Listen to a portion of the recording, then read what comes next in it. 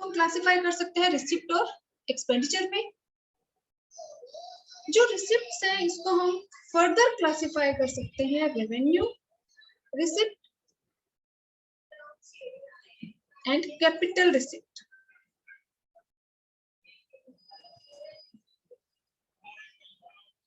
जो एक्सपेंडिचर है उनको भी हम फर्दर क्लासिफाई कर सकते हैं रेवेन्यू एक्सपेंडिचर, कैपिटल एक्सपेंडिचर।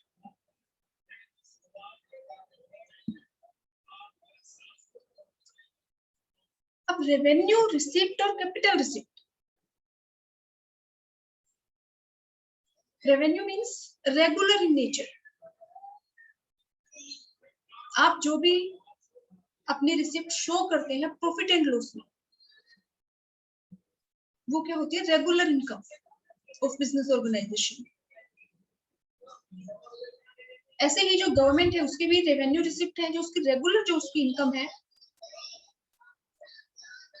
और जो बैलेंस शीट में जिन रिसिप्ट को हम शो करते हैं वो गवर्नमेंट की क्या है? Capital receipt.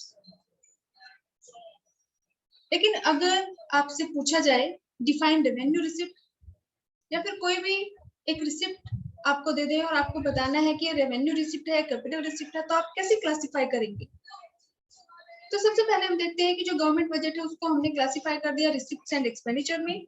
बजट रिसिप्ट्स क्या है? Budget receipts refers to estimated money receipt of the government from all sources during the coming financial year. और जो रिसिप्ट्स हैं इनको हम फर्दर क्लासिफाई कर सकते हैं revenue receipt and capital receipt में। रेवेन्यू रिसिप्ट क्या है? रेवेन्यू रिसिप्ट्स आर दो रिसिप्ट। अब देखो रिसिप्ट है, इट मींस गवर्नमेंट के पास पैसा आ रहा है।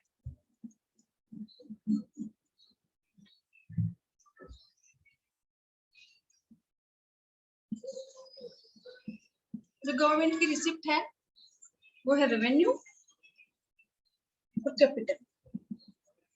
रेवेन्यू रिसिप्ट, अब रिसिप्ट का मतलब कि गवर्नमेंट के पास पैसा आ रहा है,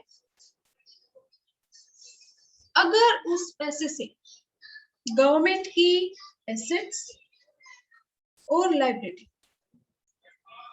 के ऊपर कोई भी इम्पैक्ट ना हो, तो ऐसे रिसिप्ट को हम क्या कहेंगे? Revenue receipt. Revenue receipts are those receipts which do not impact asset liability status of the government.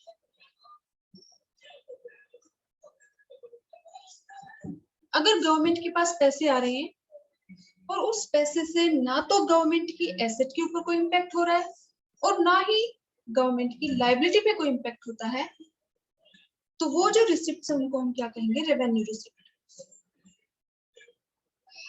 और अगर गवर्नमेंट के पास पैसे आ रहे हैं लेकिन उससे अब पैसे आएंगे तो या तो गवर्नमेंट ने अपनी एसेट सेल की हो, यानी कि गवर्नमेंट की जो एसेट्स है वो रिड्यूस हो जाए, या फिर गवर्नमेंट ने अगर किसी से उधार लिया है तो, या और गवर्नमेंट की जो लायबिलिटी है वो इंक्रीज हो जाए।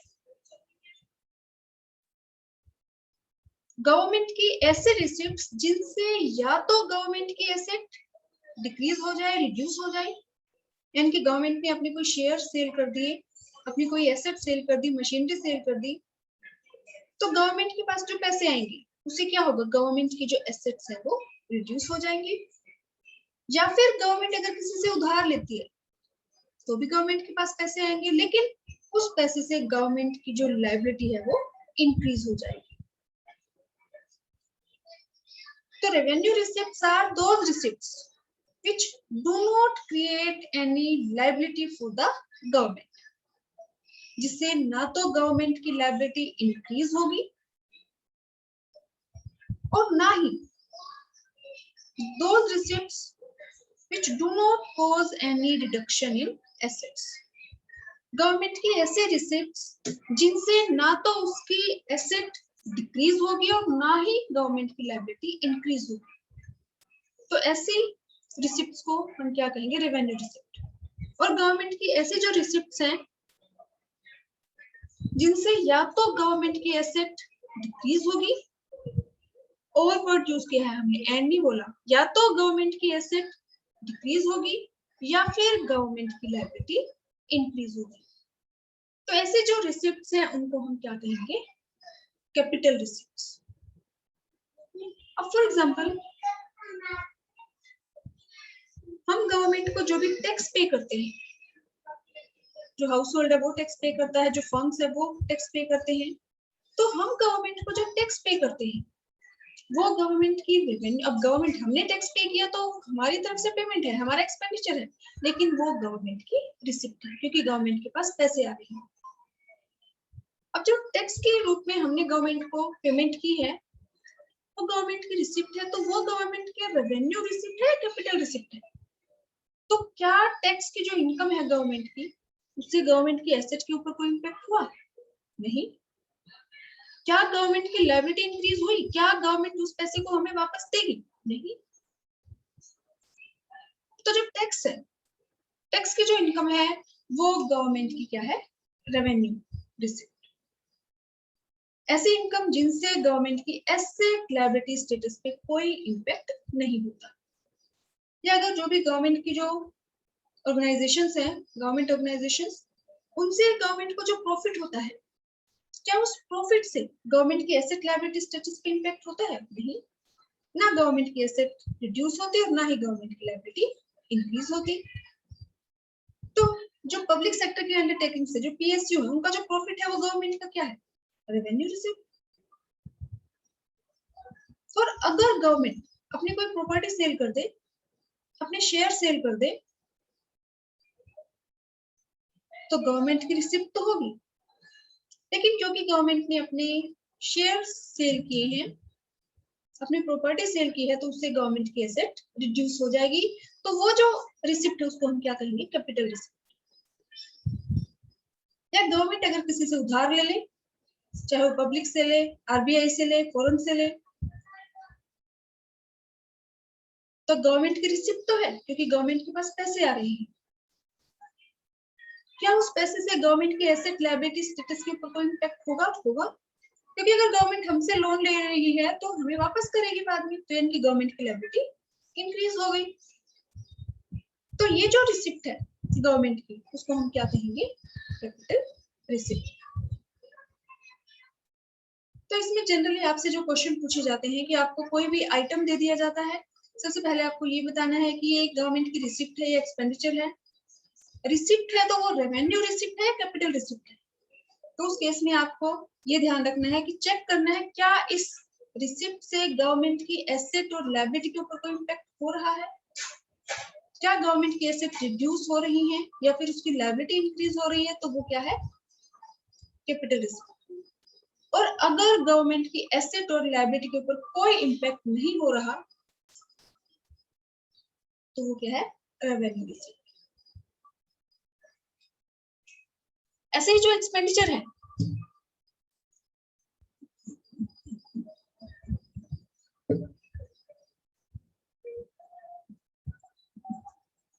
एक्सपेंडिचर को भी हम क्लासिफाई कर सकते हैं, revenue expenditure, capital expenditure.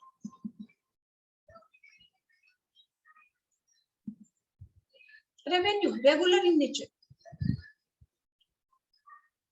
Government जो भी पेमेंट करती है, सैलरी, बोनस, सब्सिडी,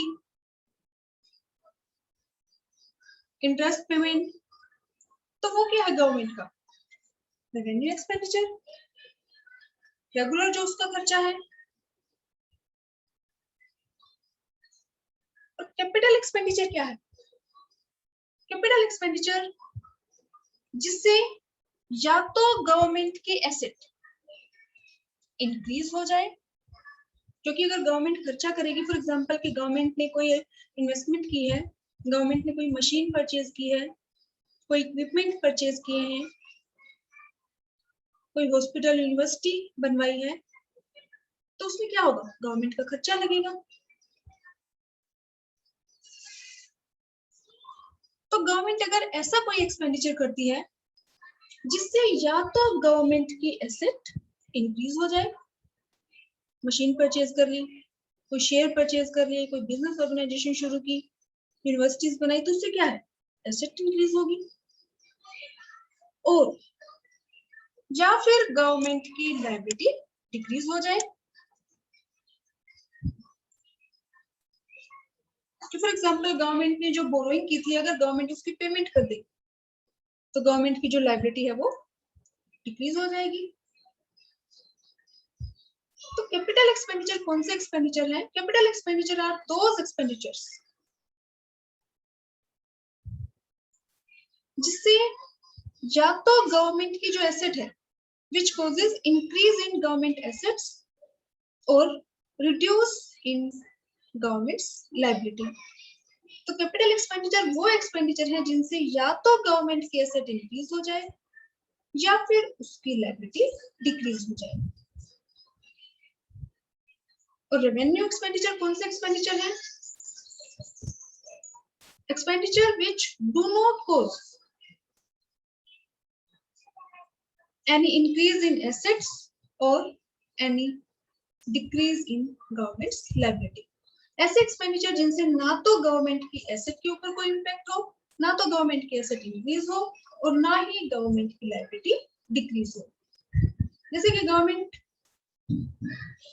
अब ओल्ड एज पेंशन दे रही है, स्कॉलरशिप हमें प्रोवाइड करती है, या सब्सिडी हमें दे रही है प्रोड्यूसर्स को या हाउस होल्ड को, या सैलरी दे रही है, बोनस दे रही है, इंटरेस्ट पेमेंट कर रही है, तो क्या इनसे गवर्नमेंट की एसेट, गवर्नमेंट ने सैलरी दी तो क्या गवर्नमेंट की एसेट इंक्रीज होगी? नहीं। क्या लायबिलिटी डिक्रीज हो रही है? नहीं।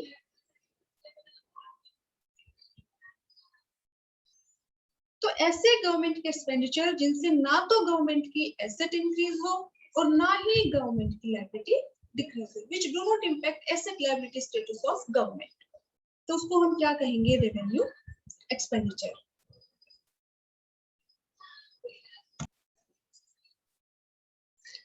रेवेन्यू मींस रेगुलर, और कैपिटल जो कभी कभी हो। तो revenue receipts are those receipts which do not impact asset liability status of government। ऐसे ही revenue expenditure which do not impact asset liability status of government। Capital receipt are those receipts which causes reduction in asset or increase in liability। और capital expenditure which causes increase in government assets or decrease in government's liability। तो अगर आपसे पूछा जाए 1 mark में इनको define करना है तो आपको ऐसे ही डिफाइन करना है, revenue which do not impact asset liability status of government, चाहे वो रेवेन्यू रिसिप्ट हो या रेवेन्यू एक्सपेंडिचर। कैपिटल रिसिप्ट या expenditure which impact asset liability status of government। जो कैपिटल रिसिप्ट है उनसे या तो गवर्नमेंट की एसेट रिड्यूस होगी या फिर लायबिलिटी इंक्रीज होगी, और कैपिटल एक्सपेंडिचर से या तो गवर्नमेंट की एसेट इंक्रीज होगी और या फिर गवर्नमेंट की लायबिलिटी डिक्रीज होगी।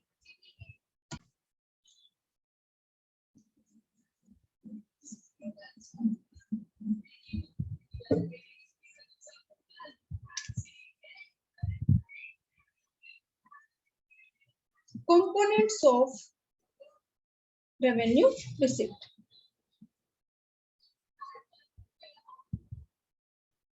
तो रेवेन्यू रिसिप्ट को हम सबसे पहले डिफाइन करेंगे। Revenue receipts are those receipts which do not impact asset liability status of government, और इसको हम क्लासिफाई कर सकते हैं tax receipt and non tax receipt.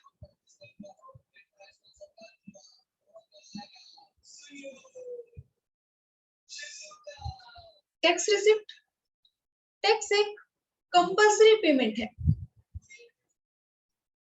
इसको हम ट्रांसफर पेमेंट भी बोल सकते हैं। तो टैक्स जो रिसिप्ट है गवर्नमेंट की, it is a compulsory payment made by household, firms, institutions unilateral payment है, जिसको हम ट्रांसफर पेमेंट, करंट ट्रांसफर भी बोल सकते हैं, क्योंकि हम जब गवर्नमेंट को टैक्स पे करते हैं तो हमें बदले में कुछ भी नहीं मिलता। वो बात अलग है कि हम जब गवर्नमेंट को टैक्स पे करते हैं तो गवर्नमेंट का जो रेवेन्यू है वो इंक्रीज होता है, और उस रेवेन्यू का गवर्नमेंट यूज करती है हमारे ही सोशल वेलफेयर के लिए। लेकिन हमें डायरेक्टली गवर्नमेंट से कुछ भी नहीं मिलता, तो इसीलिए इसको हम यूनिलैटरल पेमेंट भी बोलते हैं, एक तरफा भुगतान।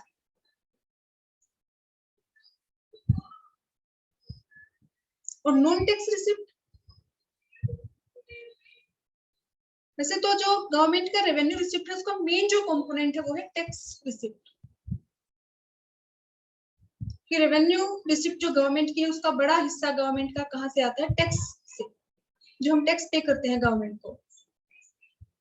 लेकिन रेवेन्यू रिसिप्ट का एक और कंपोनेंट है non tax receipt. Non tax receipt means tax के अलावा गवर्नमेंट की जो रेवेन्यू रिसिप्ट है, for example fees,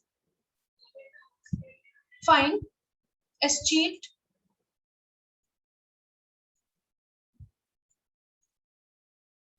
to G 3G spectrum, जो भी डोनेशन है, प्रॉफिट है,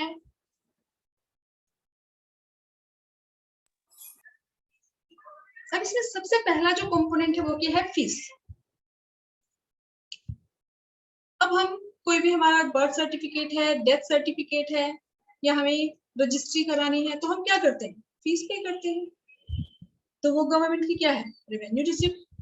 ऐसे ही फाइन है कि हमने कोई लॉ ब्रेक किया है, हेलमेट नहीं पहनी, रेड लाइट हमने क्रॉस कर दी, या हमने मास्क नहीं लगाया, तो जो भी फाइन हम पे लगते हैं वो क्या है? गवर्नमेंट की रेवेन्यू रिसिप्ट। तो फीस, फाइन, एस्टीट। एस्टीट मींस कि कई लोग ऐसे होते हैं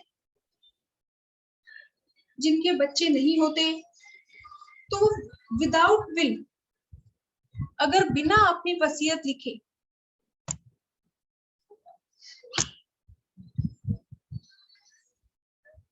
एस्टीट क्या है? कि अगर ऐसा पर्सन है जिसके अपने बच्चे ना हो और वो अपनी प्रॉपर्टी को किसी के नाम भी ना करे, कि अगर विदाउट विल वो एक्सपायर हो जाए, तो उस सिचुएशन में उसकी जो प्रॉपर्टी है वो प्रॉपर्टी किसके पास चली जाती है? गवर्नमेंट के पास। तो वो जो गवर्नमेंट की इनकम है उसको हम क्या कहेंगे? Revenue receipt. क्योंकि गवर्नमेंट को ये किसी को वापस नहीं करनी, गवर्नमेंट की इससे लायबिलिटी इंक्रीज नहीं होगी। एस्टीट क्या है? कि जब कोई भी पर्सन जिसका कोई भी लीगल हेयर नहीं है, वो अगर विदाउट विल, बिना ही वसीयत करे अगर वो एक्सपायर हो जाए, तो देखो कई बार होता है कि हमारा कोई रिलेटिव एक्सपायर हो जाए जिसके बच्चे ना हो, तो हमारे उसके जो भी उसका कोई भाई है, बहन है, या उनके बच्चे हैं, वो क्लेम करते हैं कि ये प्रॉपर्टी हमारी है।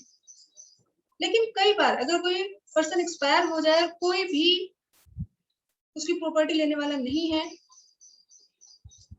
तो उस केस में उसकी जो प्रॉपर्टी है वो गवर्नमेंट का रेवेन्यू रिसिप्ट है, गवर्नमेंट के पास चली जाती है।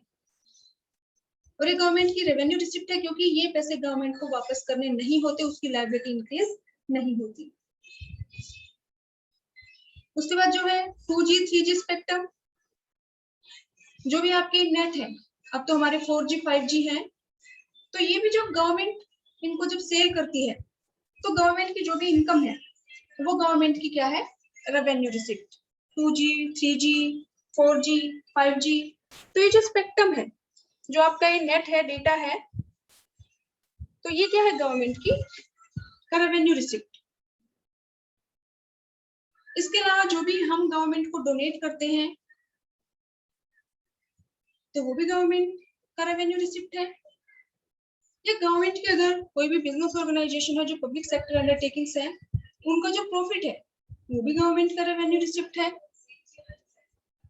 इसके अलावा एक और इम्पोर्टेंट कंपोनेंट है इसका, स्पेशल असेसमेंट। Special assessment,